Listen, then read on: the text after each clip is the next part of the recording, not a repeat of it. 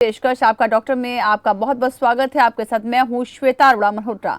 आज हम फिर आपके लिए लेकर आए हैं स्वास्थ्य संबंधी समस्याओं की संपूर्ण जानकारी। आज हम बात करेंगे शरीर में खून की कमी यानी एनीमिया के बारे में।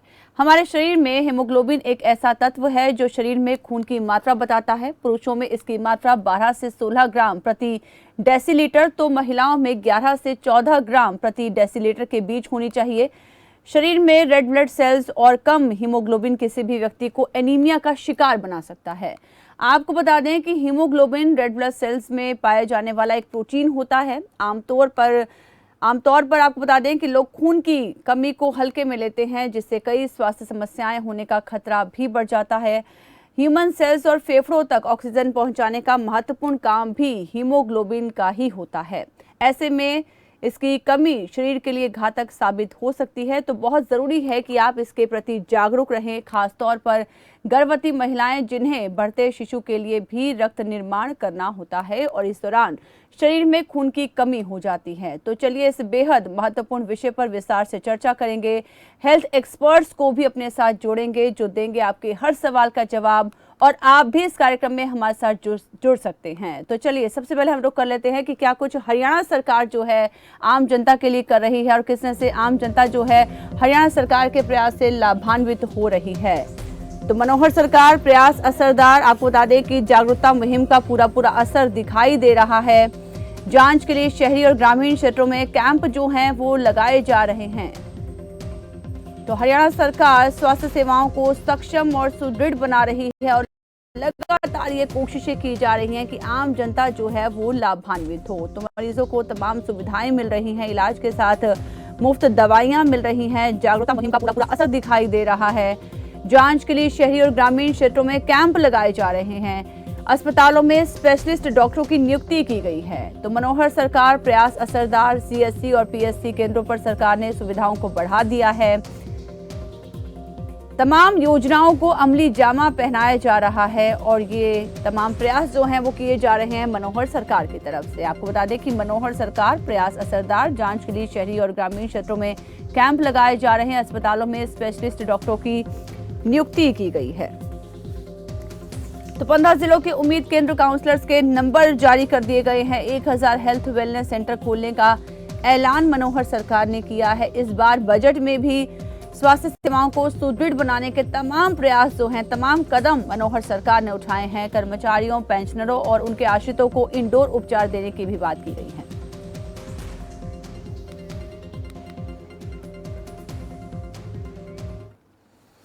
तो और ज्यादा जानकारी के लिए और तमाम बातचीत के लिए हमारे साथ पैनल जो है वो जुड़ गया है। जी हाँ, हमारे साथ जुड़े हैं आयुर्वेदा एमडी डॉक्टर ज्योति सिंह जी। बहुत बहुत स्वागत है डॉक्टर ज्योति जी आपका खबर फास्ट पर।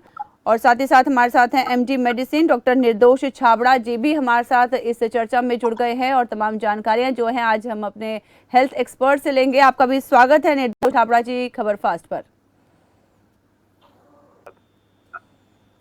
निर्दोष छाबड़ा जी, क्या मेरी आवाज आप तक पहुंच रही है? जी मैम। जी बहुत बहुत स्वागत आप दोनों स्पेशलिस्ट डॉक्टर्स का हमारे साथ जुड़ने के लिए। आज हम एनीमिया की बात करें मैम। सबसे पहले आपसे जानना चाहूंगी क्या कुछ कारण रहते हैं एनीमिया को लेकर और किस तरह से इससे बचा जा सकता है कि शरीर में खून की कमी न हो? एनीमिया का जो मेन कारण है वो क्या बोलते हैं, महिलाएं सबसे ज्यादा शिकार होती हैं इसकी। जी। महिलाएं वो जो गर्भवती होती हैं और एक जो हमारे बच्चे हैं जो 1 से 2 साल वाले हैं, न्यूबॉर्न भी होते हैं, और जो हमारे बुजुर्ग जो 50-60 साल से ऊपर वाले हैं। इसका सबसे मुख्य कारण ये है जो हम खाना खा रहे हैं वो प्रॉपर डाइट नहीं ले रहे हैं। जी। अगर हमारी बॉडी को जैसे मेल है वो उसको कम से कम प्रतिदिन 8 से 7 मिलीग्राम आयरन की जरूरत होती है और डाइट अगर बैलेंस नहीं है, और महिलाओं को भी लगभग 14 ग्राम के करीब आयरन हमारी डाइट में इंक्लूड होना चाहिए।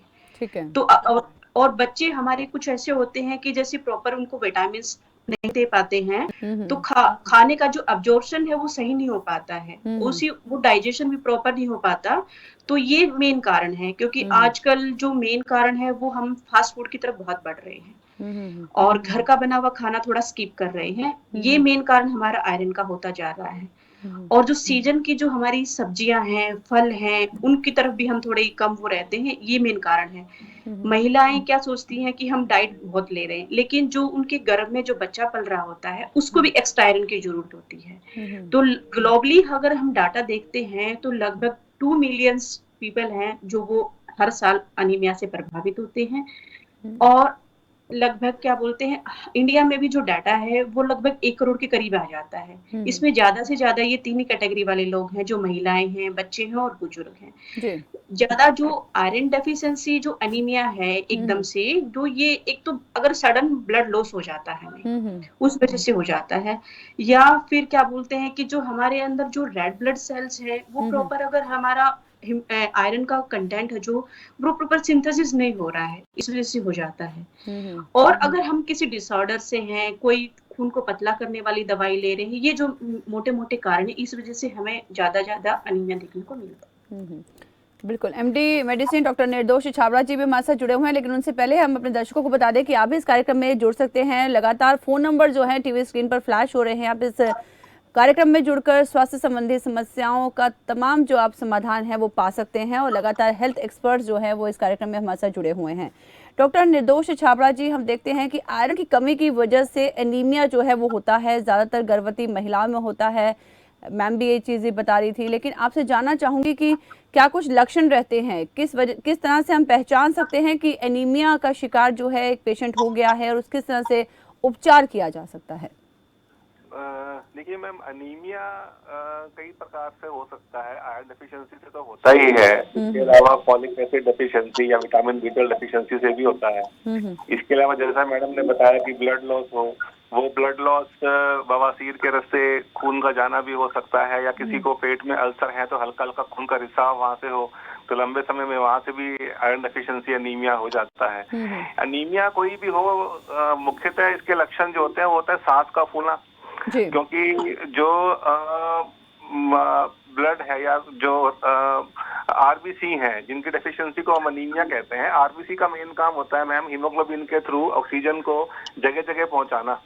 जब इनकी कमी हो जाएगी आरबीसी की या हीमोग्लोबिन की, तो वो ऑक्सीजन टिश्यूज में हमारे नहीं पहुंच पाएगी।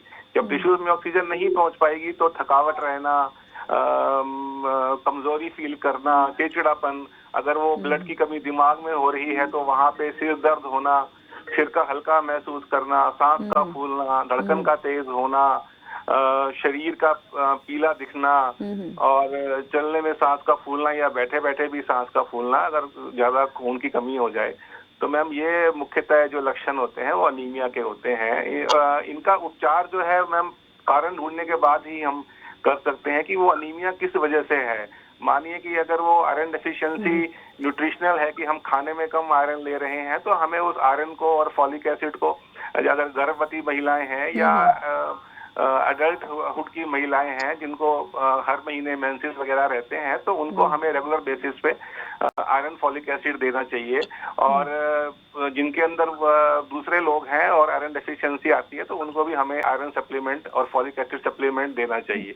अगर वो डेफिशिएंसी B12 की आती है तो B12 की डेफिशिएंसी में भी एक अनीमिया होता है जिसको हम परनीशियस अनीमिया कहते हैं, जो फॉलिक एसिड और B12 की डेफिशिएंसी से होता है। तो उसके लिए हमें B12 की मात्रा को जो है वो अपने खाने में ठीक रखना चाहिए, जो कि अक्सर दूध से, एग से या मीट प्रोडक्ट से मिलता है। और इसके अलावा अगर वो हमारा, मानिए कि कहीं से ब्लड लॉस हो रहा है, किसी को बवासीर से ब्लड जा रहा है, पाइल्स वगैरह है, या कोई पेप्टिक अल्सर बना हुआ है, तो उसका भी इलाज करके हम जो है अनीमिया को ठीक कर सकते हैं। जी। तो डॉक्टर ज्योति सिंह जी भी हमारे साथ लगातार बनी हुई हैं। मैम, देखा जाता है कि आयुर्वेद में ना उपचार जो है काफी लंबे समय तक चलता है, लेकिन उसका असर भी काफी लंबे समय तक देखने को मिलता है। तो आयुर्वेद में मैं जानना चाहूंगी कि यदि एनीमिया की स्थिति आ गई है तो पेशेंट को किस तरह से इलाज करना चाहिए, किस तरह की दवाएं जो हैं वो उपलब्ध हैं आयुर्वेद में? ये बात बिल्कुल आपने सही कहा कि आयुर्वेद से एक बार जो मरीज ठीक हो जाता है उसको रोग उत्पन्न होने की संभावना बहुत ही कम होती है। बिल्कुल। और आयुर्वेद चिकित्सा पद्धति के प्रति लोगों का विश्वास बढ़ भी रहा है और इसके रिजल्ट भी बहुत अच्छे अभी में कोविड टाइम में देखने को भी मिले हैं जी। तो अगर हम एनीमिया की बात करें तो आयुर्वेद में इसको पांडु बोला गया है कि रोगी का जो चेहरा है वो हरित सा और पीले रंग का हो जाता है। तो इसमें बहुत सारे टाइप्स बताए गए हैं वात पित्त कफ के अकॉर्डिंग। और क्या बोलते हैं, बच्चों में एक ये बोला है कि मिट्टी खाने से होता है। तो हम्म। अगर बच्चों में ऐसा अनीमिया, उसको इंग्लिश में हम बोलते हैं एलोपैथी में पाइका टाइप, तो अगर इसमें है बच्चों को, क्योंकि हम केयर करने की बहुत जरूरत है, तो पहले आयुर्वेद में बोला गया है कि जो बच्चे का जो मिट्टी खाने का तरीका है उसको हटाया जाए, और उसको क्या बोलते हैं कि ऐसी औषधि उसके ऊपर डाली जाए ताकि बच्चे को फ्लेवर भी चेंज हो जाए, अगर वो खाता है तो उसका असर भी हो जाए। फिर उसको मृदु विरेचक बोलते हैं कि लाइट लाइट लग्जेटिव मेडिसिन देके उसके पेट को साफ किया जाए। और फिर हमारे पास बहुत अच्छी मेडिसिन है, नवाइस लो है, सप्तामृत लो है, बच्चों को पिलाने के लिए अरविंद आसव है। तो इस प्रकार की औषधियां दी जाती हैं तो बहुत अच्छा रिजल्ट उनमें देखने को मिलता है। और पुनर्नवा मंडूर एक बहुत patent world wide accepted medicine है, वो हर तरह की एनीमिया को काफी कंट्रोल करती है। महिलाएं में भी अगर हम द्राक्षा अवले देते हैं, द्राक्षा जैसे हमारे अंगूर से बना रहता है, चाटने जैसा होता है, च्यवनप्राश जैसा, अगर उसको देते हैं तो बहुत ज्यादा कंट्रोल होता है। और मेन तो मतलब यही है कि सबसे पहले उसके कारण को ढूंढना होता है कि उसमें अनीमिया का कारण ही क्या है। अगर किसी पेशेंट को पाइल्स है तो उसको ट्रीट किया जाता है। तो ये जो मेडिसिन बताई गई है काफी अच्छी है। और जो डाइट है आयुर्वेदा में बोला गया है कि हमें साथ साथ में उसको थोड़ा घी भी खिलाना चाहिए। घी मतलब मेडिकेटेड घी होता है, कि जैसे तो त्रिफला घृत आता है हमारे पास से, नवाइस घृत आता है, व्योस घृत आता है, बहुत सारी पेटेंट बिल्कुल। मेडिसिन है, तो उनसे काफी अच्छा देखने को मिला है। तो आयुर्वेद भी अनीमिया में एक महत्वपूर्ण भूमिका निभा सकता है। यदि सही उपचार आप आयुर्वेद के जरिए करते हैं तो फिर आप इससे लाभान्वित हो सकते हैं। लगातार डॉक्टर निर्दोष छाबड़ा जी भी हमारे साथ जुड़े हुए हैं। डॉक्टर निर्दोष छाबड़ा जी, देखा गया कि बहुत समय तक यदि अनीमिया रहता है तो इसके बाद और गंभीर बीमारियां भी हो सकती हैं, ऐसी जानकारी हमें मिली है। आपसे मैं विस्तृत रूप में जानकारी लेना चाहूँगी कि किस तरह की बीमारियां जो हैं हो सकती हैं यदि अनीमिया बहुत लंबे समय तक एक व्यक्ति में हो रहा है तो।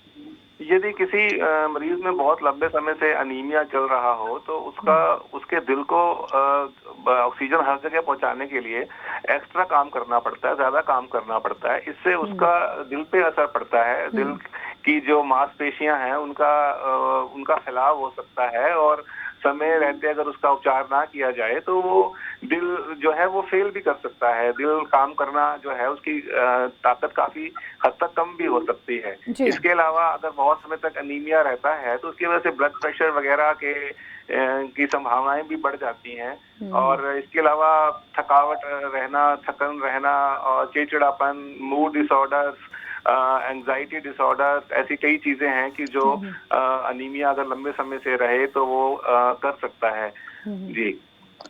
जी डॉक्टर ज्योति सिंह जी, मैं आपसे जानना चाहूंगी, जिस तरह से डॉक्टर साहब ने बताया कि बहुत सी बीमारियां हो सकती हैं, लेकिन यदि अनीमिया जो है बहुत लंबे समय से हो रहा है तो आयुर्वेद क्या कहता है इसको लेकर, और किस तरह की बीमारियां हो सकती हैं, किस तरह से उपचार जो है किया जा सकता है, और समय रहते डायग्नोस किस तरह से किया जा सकता है? अनीमिया का जो डायग्नोस है वो तो है ही कि हमें सबसे पहले इन्वेस्टिगेशन तो कराना ही पड़ता है रोगी के लक्षण देख के, कि उसमें कितने ग्राम जो खून है। और क्या बोलते हैं कि इसका जो हमें, अगर इसको हम ट्रीट नहीं करते तो आयुर्वेद में हमें बोलते हैं कि जॉन्डिस हमारे क्या बोलते हैं, और जो ब्लड डिसऑर्डर है वो, तो क्योंकि अगर बच्चों में अनीमिया हो गया तो उसकी मोटर स्किल्स बहुत इफेक्ट होते हैं, क्योंकि उसका ब्रेन क्या बोलते हैं वो काम करना भी कम करता है, ऑक्सीजन सप्लाई कम जाती है। तो ये जो सारा जो मानसिक विकार है वो भी बच्चे का रुक सकता है। और ऐसे ही गर्भवती महिला है, अगर उसमें हम अनीमिया का कंट्रोल नहीं करते हैं तो जो उसका बच्चा आने वाला है उसकी ग्रोथ पे भी बहुत फर्क पड़ता है। तो और अगर हम अनीमिया को किसी भी उसमें ट्रीट नहीं करते हैं, चाहे वो वयस्क है, जो किशोर लड़कियां हैं, तो उनको शारीरिक के साथ मानसिक संतुलन पे भी बहुत फर्क पड़ता है। तो इसलिए इसका इलाज बहुत जरूरी है। आयुर्वेद में सबसे जो ये है कि हमें जो मेडिसिन है वो जैसे हमारी इम्यूनिटी को बढ़ाने वाली बहुत अच्छी बताई है। इस मौसम में सबसे बेस्ट जो हमारा आंवला है, विटामिन सी का स्रोत है, आयरन के लिए बहुत हेल्पफुल होता है। हमारी जो रसोई है वो भरपूर है हमारे, अगर हम अपने घर में देखें तो ऐसी बहुत सारी चीजें हैं जो हमें, अगर हम रेगुलर यूज करते हो तो हमें अनीमिया होगा ही नहीं। जैसे हमारे घर में चने हैं, गुड़ है, चकुंदर है, इस मौसम में गाजर थी, अगर इनका रेगुलर यूज करते हैं तो बहुत ज्यादा फर्क पड़ता है। और ये आदत अगर हम बच्चों में भी डालते हैं कि हमें घर में बनी हुई चीजें से खानी चाहिए तो काफी हद तक इस अनीमिया को रोका जा सकता है। जी बिल्कुल, डाइट को लेकर भी विस्तार से बातचीत करेंगे। कॉलर हमारे से जुड़ गए, पर उनसे बातचीत करते हैं। पानीपत से राम मेहर जी ने हमें कॉल किया, स्वागत है आपका। अपना सवाल बताइए राम मेहर जी। मैडम जी 4-5 दिन में से पेट में पानी भर रहा है। जी पेट में पानी भरा हुआ है 4-5 दिन में से। ठीक है, पेट में पानी भरा हुआ है तो हेपेटाइटिस भी हुआ था मेरे को। जी। डॉक्टर निर्दोष छाबड़ा जी, क्या आपको सवाल सुनाई दिया? जी, कह रहे हैं कि पेट में पानी भरा हुआ है। जी जी बिल्कुल, मैं चाहूंगी कि आप इसे जवाब दीजिए। पेट में पानी होने के कई कारण हो सकते हैं। लीवर का काम ना करना, इसके अलावा पेट की टीबी या पेट में कोई और इन्फेक्शन, ये सब कारण। ये तो इनका पेट के अल्ट्रासाउंड करा के कितना पानी है और उस पानी की फिर उसको निकाल के उसकी जांच करा के बताया जा सकता है कि वो पानी बनने का क्या कारण है। फिर उस रोग का निदान करके ही इनके पानी की समस्या का निवारण कर सकते हैं। जी ठीक है राम मेहर जी, उम्मीद करते हैं कि आपको आपके सवालों का जवाब मिल गया होगा। लगातार हमारे स्पेशलिस्ट डॉक्टर्स हैं हमारे से जुड़े हुए हैं। डॉक्टर निर्दोष छाबड़ा जी, हम बात करें कि किस तरह से एनीमिया की सिचुएशन से बचा जा सकता है। डाइट बहुत इंपॉर्टेंट रोल इसमें अदा करता है क्योंकि आयरन की कमी की वजह से एनीमिया होता है। तो किस तरह की डाइट रखनी चाहिए? यदि हम उस तरह की डाइट नहीं ले रहे हैं तो डाइट में क्या क्या शामिल किया जाना चाहिए कि एनीमिया की परिस्थिति तक हम ना पहुंचे? एक तो हमें हरी सब्जियां, पत्तेदार हरी सब्जियां अपनी डाइट में इंक्लूड करना चाहिए, जिससे कि आयरन की मात्रा उसमें प्रचुर रहती है। जैसे कि पालक हो गया है या मेथी हो गई है, साग, ऐसी हरी सब्जियां।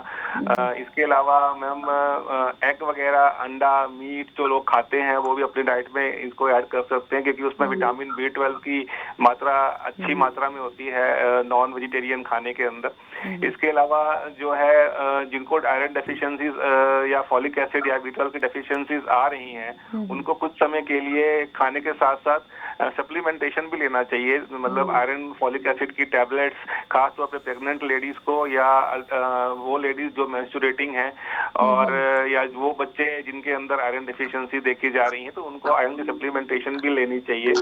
इसके अलावा जो है हम नट्स भी ले सकते हैं और लेग्यूम्स भी ले सकते हैं, दालें भी ले सकते हैं। इनके अंदर भी B12 की मात्रा अच्छी मात्रा में होती है। तो ये जो है डाइट साथ में सप्लीमेंटेशन। बिल्कुल, तो आयरन युक्त कुछ ऐसी चीजें आपको अपने खाने में इंक्लूड करनी होंगी, शामिल करनी होंगी, जिससे कि आपको आयरन की कमी ना हो। जी जी जी। तो डॉक्टर निर्दोष छाबड़ा जी, मैं आपसे जानना चाहूंगी, लगातार बात हो रही है कि गर्भवती महिलाओं में सबसे ज्यादा आयरन की कमी देखी जाती है। तो जिन महिलाओं में इस तरह की प्रॉब्लम्स हो रही हैं या वो इस समस्या से दो चार हो रही हैं, तो किस तरह से उपचार किया जा सकता है? मैम रूटीन में भी प्रेग्नेंट लेडीज को, गर्भवती महिलाओं को हमारे देश में फॉलिक एसिड और आयरन सप्लीमेंटेशन देने का नियम है। और वो रेगुलर बेसिस पे अस्पतालों के अंदर जहां वो चेकअप के लिए जाती हैं, उनको फॉलिक एसिड और आयरन उनकी प्रेगनेंसी के दौरान दिया जाता है। क्योंकि प्रेगनेंसी में जो है जो आयरन की डिमांड है वो इंक्रीज हो जाती है, क्योंकि बच्चा भी है और लेडी को खुद भी अपने लिए आयरन की रिक्वायरमेंट रहती है। तो इसलिए रेगुलर बेसिस पे उनको अपना जो है चेकअप कराना चाहिए और आयरन और फॉलिक एसिड सप्लीमेंटेशन लगातार जो है उनको प्रेगनेंसी के एंड तक अपना कंटिन्यू करना चाहिए। ठीक है, तो बिल्कुल प्रेगनेंसी में बेहद ख्याल रखना चाहिए कि बॉडी में आयरन की कमी ना हो, और यदि इस तरह की कोई कमी होती भी है तो फिर आपको सप्लीमेंट जरूर लेने चाहिए ताकि इस कमी को दूर किया जा सके। डॉक्टर ज्योति सिंह जी भी हमारे साथ जुड़ी हुई हैं, आयुर्वेदाचार्य हैं।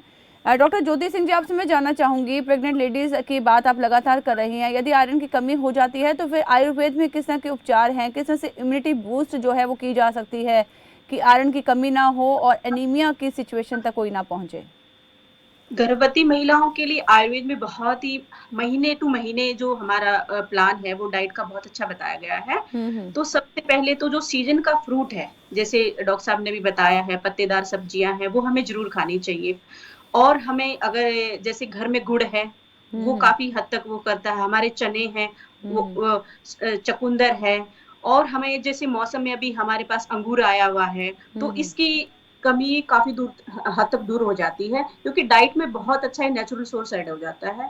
तो गर्भवती महिलाएं अपनी डाइट में घर की जो चीजें हैं इनको जरूर शामिल करें। तो बिल्कुल, तो डाइट में आयरन का इंक्लूड करना, आयरन को शामिल करना बेहद ज़रूरी है। और लगातार हम आपको ये बात बता रहे हैं और साथ ही साथ हम ये भी बता रहे हैं कि यदि आप इस कार्यक्रम में हमारे साथ जुड़ सकते हैं, और टीवी स्क्रीन पर फ़ोन नंबर्स लगातार फ्लैश हो रहे हैं, स्पेशलिस्ट डॉक्टर्स हमारे साथ जुड़े हुए हैं, आप उनसे भी अपने सवाल कर सकते हैं और स्वास्थ्य संबंधी सभी समस्याओं का जवाब जो है आप इस कार्यक्रम में पा सकते हैं। तो लगातार हम बात करें एनीमिया को लेकर, आयरन की कमी हो जाती है, हीमोग्लोबिन की कमी होती है, जिसकी वजह से एनीमिया जो है हो जाता है। तो डॉक्टर साहब मैं आपसे जानना चाहूंगी, डॉक्टर निर्दोष छाबड़ा जी, बताया गया है कि बुजुर्ग लोगों में भी एनीमिया की बहुत ज़्यादा प्रॉब्लम देखी गई है और बुजुर्गों में भी खून की कमी जो है वो हो जाती है, जिसकी वजह से हीमोग्लोबिन भी काफ़ी डाउन चला जाता है। तो बुजुर्गों को क्या कुछ करना चाहिए, किस तरह से देखभाल करनी चाहिए? मैम, बुजुर्गों में अक्सर लोग अपनी हेल्थ के लिए लापरवाह हो जाते हैं और अपनी डाइट का ध्यान नहीं रखते हैं, और वो इसी वजह से उनके अंदर भी आयरन डेफिशिएंसीज के होने के चांसेस हैं। इसके अलावा बुजुर्गों में मैम पाइल्स वगैरह खूब देखे जाते हैं, और अगर वो स्मोकर हैं या अल्कोहल लेते हैं या उनको कोई लीवर के डिसऑर्डर हो गया है या उनके अंदर कोई पेप्टिक अल्सर हो गया है, तो ये भी एक पॉसिबिलिटी है कि उनके पेट में से खून का रिसाव हो रहा हो।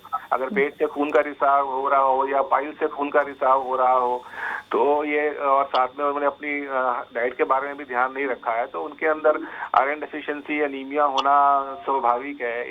इसी वजह से उनके अंदर ये जो है एनीमिया बहुत इस उम्र में, मतलब आफ्टर 50s इसके चांसेस जो है एनीमिया होने के बढ़ जाते हैं। तो उन्हें अपना जो है, अगर उनको ब्लीडिंग पाइल्स है, मतलब पाइल्स जहाँ से खून का रिसाव हो रहा है, उसको इलाज करवाना चाहिए।